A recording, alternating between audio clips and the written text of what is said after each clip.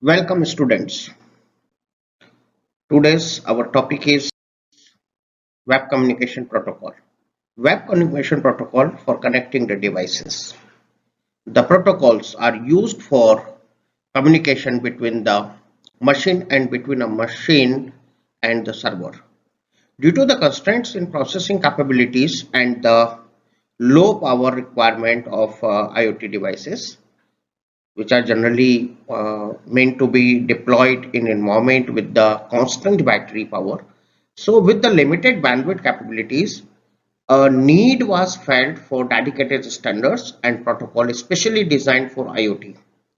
So since those manufacturers who are the IoT devices, who are manufacturing the IoT devices, and those who creating the IoT platforms are the different.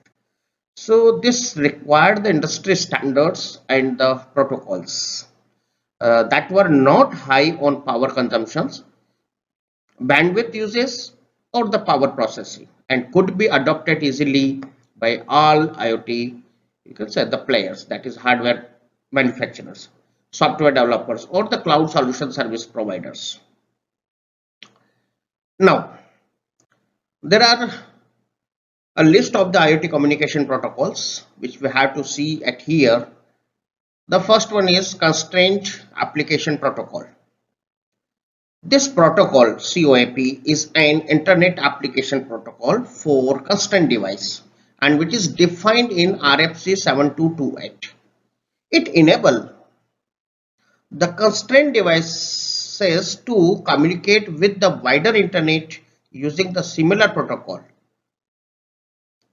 This COAP is designed for use between the devices on the same constraint network, between the devices and general, not on the internet, and between devices on different constraint network that joined by the internet. So it is an application layer protocol which designed for network constraint IoT devices like wireless sensor network, not, and it often termed as lightweight version of HTTP with support of the REST API. So it can run on most devices that support UDP or a UDP analog. Now, next one is Bluetooth and Bluetooth low energy. So, while the MQTT or the COAP and the COAP that are the infrastructure independent, which means that it does not matter whether you are connected to the wired or the wireless network. Bluetooth provide only wireless communication over the radio frequency, that is the 2.4 gigahertz spectrum in the ISM band. So using an industry standards that was initially used to share the files between the mobile phones and is now powerful enough to play the music, that is the advanced audio distribution profile, that is A2DP.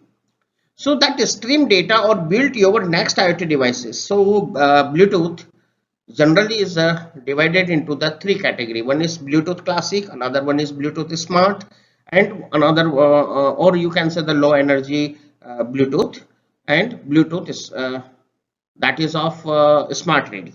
Okay. So Bluetooth classic, this is the high, it means that it is a high rate application that is streaming the audio wirelessly.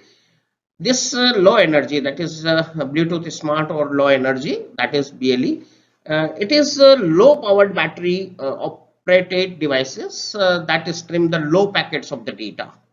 And this smart ready Bluetooth, that is these are essential the hub devices such as computer, smartphone, etc. So that support both classic and the smart devices. So Bluetooth is a sophisticated ad hoc networking protocol and is now specially designed for the ground up for IoT. So it provides a stable connection and communication channel, and which is extremely low profile and low power. So an example is just like of the fitness tracker. So which even though powered on the throughout the day and can last for the month on a single charge or run on a coin cell battery.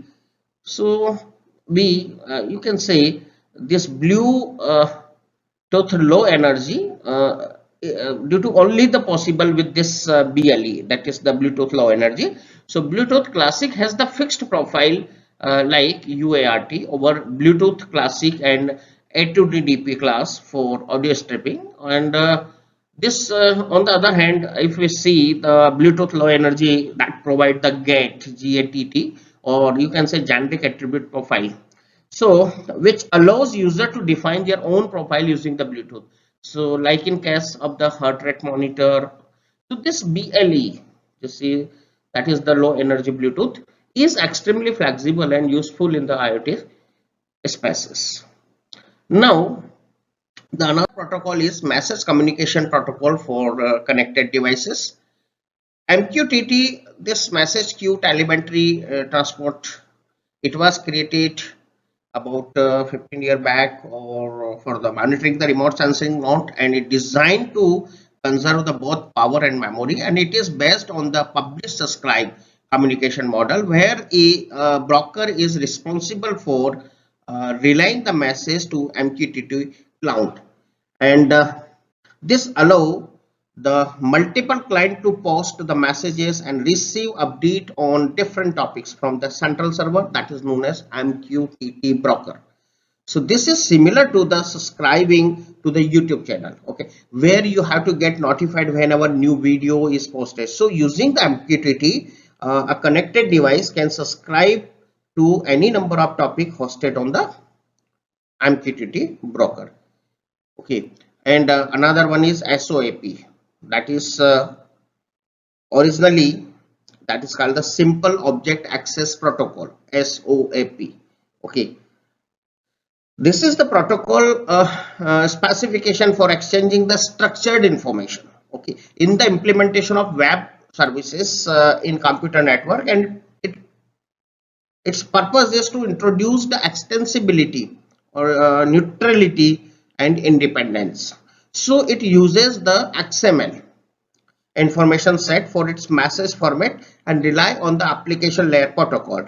Most often hypertext transfer protocol, that is the HTTP, or simple mail transfer protocol, that is SMTP, for message negotiation and transmission.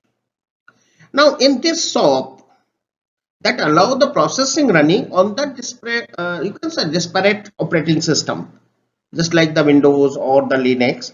So to communicate using the XML, since web protocol like the HTTP are installed and running on all operating system, so this SOAP allows the client to invoke web services and receive the responses independent of language and platform.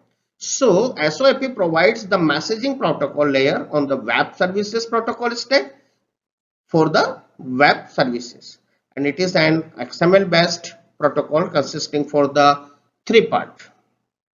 First one is an envelope, second one is a set of encoding rules, and third one is a conversation for representing the procedure called and responses. So envelope, which defines the message structure, how it process. Another one is a set of encoding rules for the expressing the instances on the application defined databases, and third one is the conversation for representing the procedure code and responses. Now SOAP is having the three major characteristics, okay, so there are three characteristics. One is the extensibility, neutrality, and independence. Extensibility means that the security or the web services addressing are among the extension under the development. Extensibility and neutrality, that is of the SOAP, that can operate only over any you can say protocol, that is HTTP, SMTP, TDP, UDP, or Java message services. And the independence, this is the another characteristics, means that this SOAP is independent for any programming model, means that it allows any programming models. So as we see that what SOAP procedure can do for application signed on SOAP request, okay, to the server, and that has web services enabled, such as real estate price database with the parameter for a search. So the server then return a SOAP response that is in the format of XML, okay, document. For example, the prices, location, features. So since the generated data comes in a standardized machine parsable format, and requesting the application can be integrated directly. So the SOAP architecture consists of the several layers of the specification for just like the message format, message action patterns, or underlying the transport protocols building, message processing model, or the protocol extensibility. Now, the next protocol is the REST, that is representational state transfer. So this is an you can say the architectural styles for developing the web services. So the REST is popular because of or due to the simplicity and the fact that is built upon the existing system, that the features of internet, that is HTTP, in order to achieve its objective. So as opposed to the creating the new standards or the frameworks and the technologies. Okay, so this is the REST. What are the different advantages and disadvantages of the REST? The primary advantage or the benefit of the REST is that it is for the both client and the server perspective. So REST is best the interaction happens using the construct data familiar to anyone who is accustomed to using the, you can say, internet HTTP. So this arrangement in the REST-based interactions all communicate their status using the standard HTTP status code. So just like of the 404 means the request resources was not found, 401 code means the request was not authorized, 200 code means that everything is okay, and 500 means that there is something problem, that is incoverable of application error on the server. So this details such as encryption or the data, you can say transport integrity, are solved not by adding the new framework or the technologies, but instead of relying on the well-known SSL, that is secure socket layers, or encryption or the transport layer security, that is TLS. Now the disadvantage. So these are the advantage of the. Now disadvantage.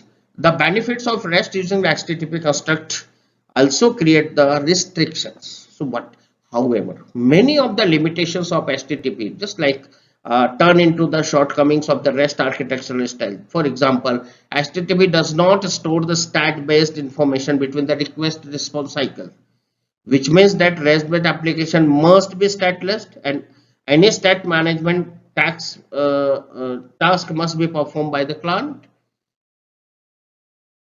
Okay, so these are the major disadvantage of the REST. Now HTTP RESTful. Okay, thank you to all of you.